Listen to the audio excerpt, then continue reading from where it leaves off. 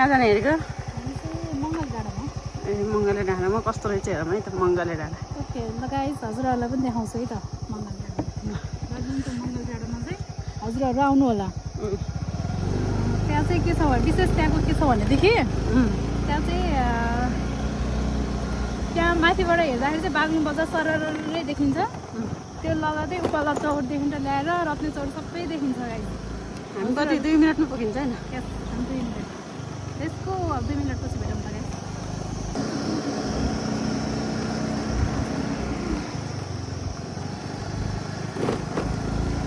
ल गाइस हजुरहरूलाई पनि घुम्नु मन छ भने चाहिँ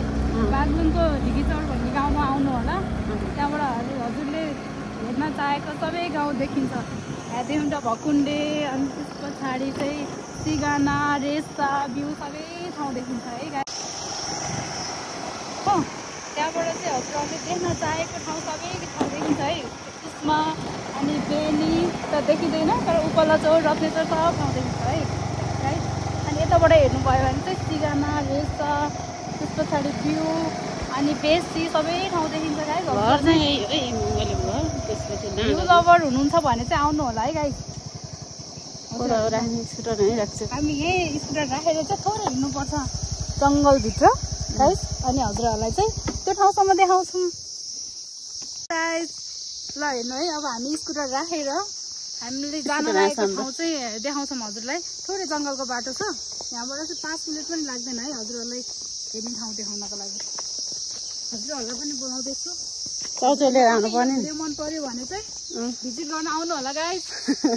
हाम्रो दिदीलाई फलो सेयर अनि सब्सक्राइब पनि गर्न नबिर्सिनु होला यो च्यानललाई अस्ति नै हामी यहाँ त सर्प देखिएको थियो त्यही भएर म अलिअलि डराएको सर्प यति राम्रो फेरि डर लाग्नु मात्रै हो तर राम्रो छ किन के डल्के थियो त्यहाँ सबै कलर मिसेको मिक्स होला लगाइस अगाडिको भ्यू कोदोबारीमा हामी आइसक्यौँ कोदोबारीमा आइसक्यौँ गाइस अब यहाँबाट चाहिँ धेरै समय लाग्दैन खानेकुरो केही ल्याइए होइन त्यहाँ बसेर खान कति मजा आउँथ्यो होला गाइस हामीले चाहिँ बिर्स्यौँ हजुरहरूले नबिर्सिनु होला है चाउचाउ लिएर आउनु हो क्या चाउचाउ मात्रै होइन सबै चिज खानु नै छ गाइस अस्ति तिमीहरू चाउचाउ बनाएर खाएको भने होइन कपाल आउनु भएको थियो दुईजना अनि उहाँहरूले चाहिँ हाम्रो करिङको कुरकुरे दिनुभएको थियो गाइस हामीलाई दया माया गरेर गरिबहरूलाई दया माया गरेर चाहिँ गरिबहरूलाई दया माया गरेर गाइस कुरकुरेको प्याकेट दिनुभएको थियो ल गाइस अब ढिलो नगरिकन हजुरहरूलाई बाग्लुङको भ्यू देखाउँदैछु गाइस ल आउनुहोस् है त म सँगसँगै हेरौँ ल गाइस अब हेर्नु होला जङ्गल अब त सक्नु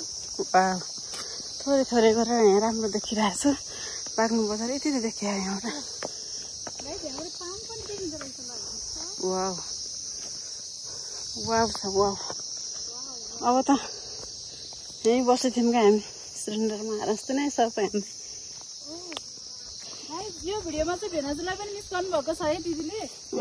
यदि हजुर यो भिडियो हेर्नुभयो भने चाहिँ मिस युट्युब भन्न चाहिँ नबिर्सिनु नि ल ल ल ल मैले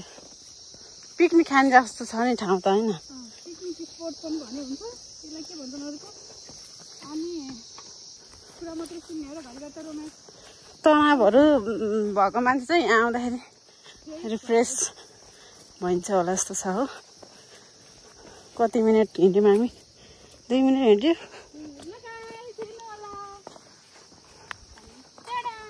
वाह यो हो बाग्लुङ बजार कुन ठाउँमा भनेर बाग्लुङ बजार कमेन्ट गर्नु है गाइस अनि हो हाम्रो घर पनि देख्दो रहेछ गाइस कहाँबाट हो घर देखिँदो रहेछ वहाँ अनि यो हो बाग्लुङ बजार यसलाई भन्छन् मङ्गलेको डाँडो म त हिँड्न अलि जान्दिनँ क्या हो यस्तो हट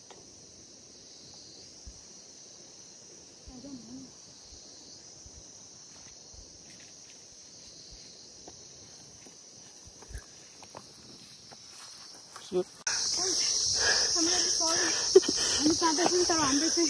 यस्तो खतरा महसुस भयो कि हाम्रो बिहान चाहिँ त्यहाँ सुरक्षित छैन भन्नुभयो त्यो भएर भाइ